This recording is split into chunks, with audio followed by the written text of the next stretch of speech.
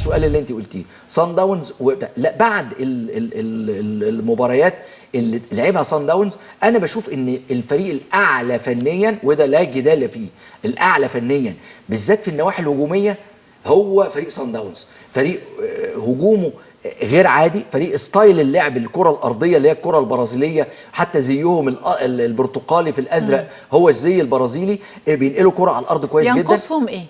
كان ينقصهم ان هم يبقى عندهم زي البرازيل كده، فاكره البرازيل جماهير زيكو وفالكاو وبتاع ده، فرقه جهنميه في دفاع اقل. الوداد قدر يحفظ ده كويس ويعرف يتعامل مع ده على الحته دي حتى بعيدا عن ان هم تعادلوا 2-2. فاكره شفت انت كام كوره اتلعبوا على الاطراف وكان ممكن يجي منهم اهداف عن طريق زهير المترجي وعن طريق محمد أناجم، 2 انفردوا في كورتين كان ممكن حتى يتقدم فريق الوداد.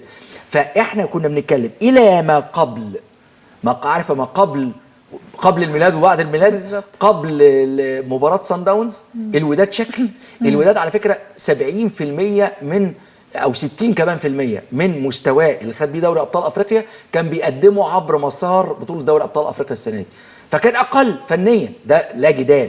لكن بعد ما اللي كسبوه في عصر بقى فاندنبرج ده اللي هو المدير الفني البلجيكي اللي قادهم في اخر مباراتين، لا كسبوا حاجات كتير جدا. انا حتى لما وصفتها فنيا قلت ده كوبي من اللي عمله وليد الرجراجي مع المنتخب المغربي في كاس العالم. ما كانتش المغرب من ضمن افضل 4 فرق في العالم عشان توصل للمربع الذهبي، لكن الرجراجي عمل من فريق المغربي واحد من الفرق اللي بقت في المربع الذهبي، يعني من افضل 4 فرق في العالم، وهو ما عندوش عتاد إنجاز فني بيصل للإعجاز. بالظبط إنجاز. عمل بقى كده فاندنبرج، عمل ايه بقى؟ انا بشوف ان هو كان عندهم المثلث الكبير جدا في نص الملعب اللي هو ايمن الحسوني وجلال الداوودي واللعيبه اللي هي الكبار والعناصر الخبره، اللعيبه دي قل مستواها جدا.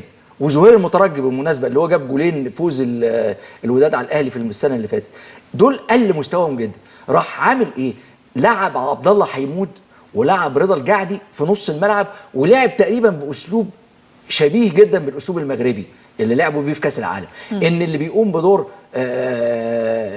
سفيان مرابط كان في نص الملعب بقى بيقوم بيه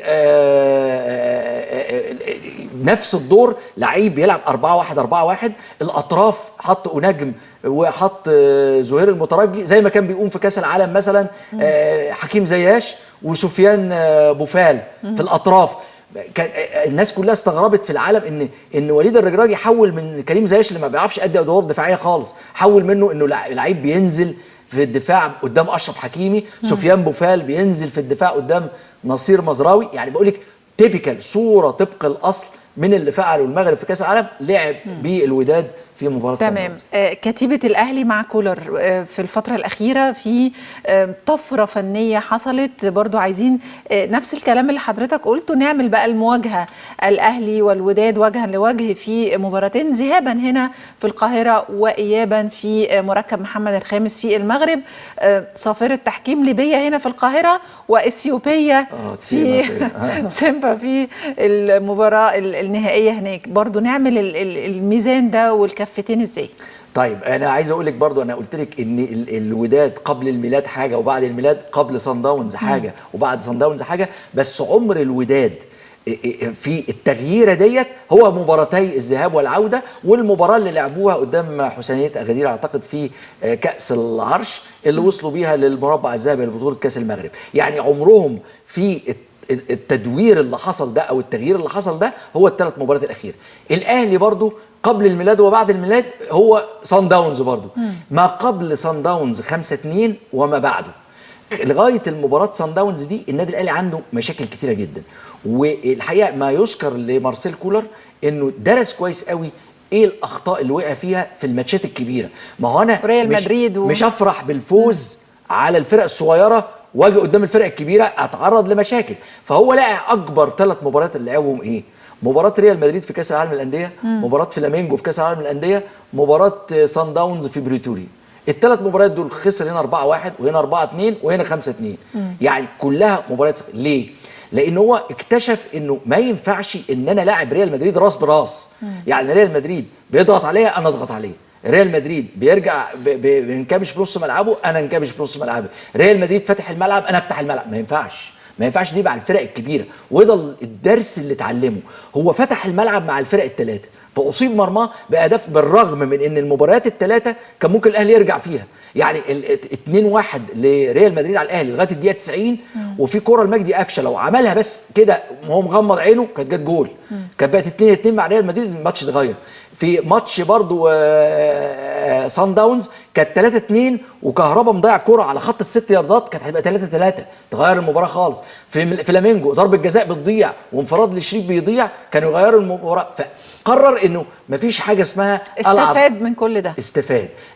ال 13 مباراة اللي بعد مباراة سان داونز الاهلي فاز في 12 وتعادل في مباراة وحيدة اللي كانت امام الرجاء في وبيفوز بارقام بقى 3 وفاز ده جايب 29 جول في المباريات ال 13 دول. يعني تقريبا قريب من 3 اهداف في وكانت نقطة التحول في البطولة الأفريقية مباراة الهلال. لا، نقطة التحول هو مباراة كوتون سبور ما بعد سان داونز، وجه تاني خالص. 4-0 على كوتون وبعدين 3-0 على الهلال. ده حتى الاهلي في ال 13 مباراة دول جه في بتاع ده فرقة جهنميه في الدفاع بقى، في اللي هو ما عندهمش دفاع. يعني ايه، هو مهتم بالهجوم. حتى كان الشعار بتاعهم البرازيل بتاعت 82 سقراطس وزيكو وفالكاو وشريزو وإيدر وسيرجينيو، اللعيبه دي كلها كان شعارهم ان انت ايه، يخش فيك جول هات 3، يخش فيك 3 هات 5. هو ده الشعار. بس مش كل مره تسلم الجره. اهو ده اللي حصل مع سان داونز. عندهم دفاع اقل. الوداد قدر يحفظ ده كويس ويعرف يتعامل مع ده على الحته دي. حتى بعيدا عن ان هم تعادلوا 2-2.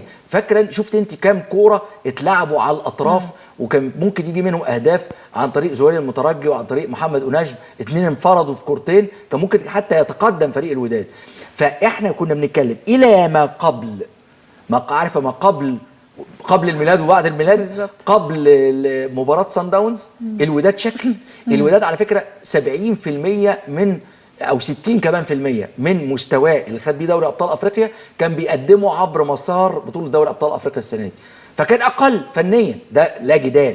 لكن بعد ما اللي كسبوه في عصر بقى فاندنبرج ده اللي هو المدير الفني البلجيكي اللي قادهم في اخر مباراتين، لا كسبوا حاجات كتير جدا.